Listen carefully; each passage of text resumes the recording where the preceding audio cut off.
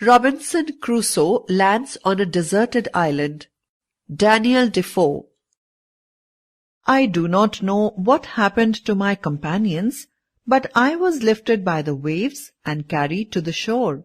I lay quietly for some time, but as soon as I felt better, I knelt down and thanked God for saving my life.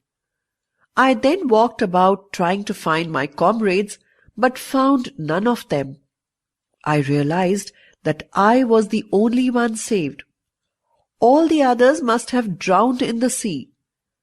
I looked around and thought what I should do next. I had no food or clothing to change into, and I was thoroughly wet. It was getting dark too. There might be wild animals on the island, and so I wondered where I should spend the night. Suddenly, I spotted a suitably tall tree. I climbed it and slept on its branches. When I awoke, it was a bright day. The sky was clear.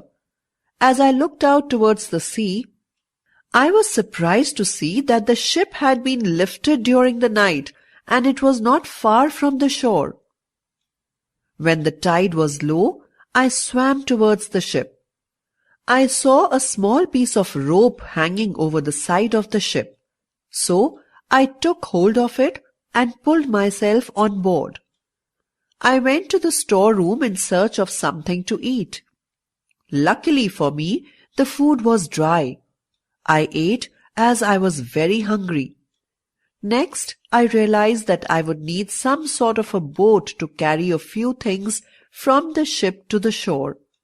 I found some planks of wood, tied them together with a rope, and made a raft. Then I put 3 big chests onto it.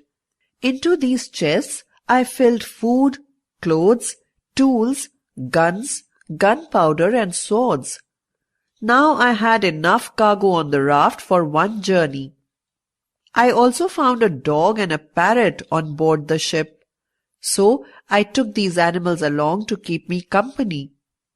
Luckily, the sea was calm and the tide had receded. I managed to reach the shore safely.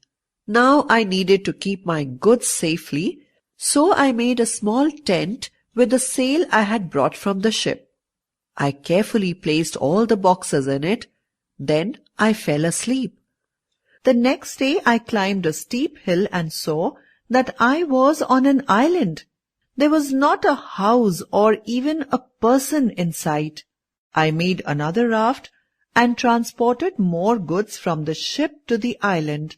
I made 11 trips in all, and each time I brought back different things that I might need: sails, cables, bedding, ropes, canvas, a hammock, food, ink, paper, pens, compass, gold, and silver too. Soon after I completed my 11th trip to the ship, a terrible storm arose. The ship was seen no more. I was now alone on this strange island. My next plan of action was to build a house. I started looking for a proper place for my house. I kept in mind that it had to be built in a place which was near fresh water. Secondly, it had to be safe from any danger. Thirdly, it should be protected from the heat of the sun. Lastly, I should have a view of the sea. In case any ship passed close to the island, I would then not miss a chance to be rescued. I finally found the ideal place I was looking for. It was on level ground on the side of a hill facing the sea. There was a cave nearby that I could use as a storeroom. I made a strong fence all around the spot and then put up 2 tents. A stream of fresh water freely flowed nearby. Every day I would go out with my dog and my parrot to discover different parts of the island.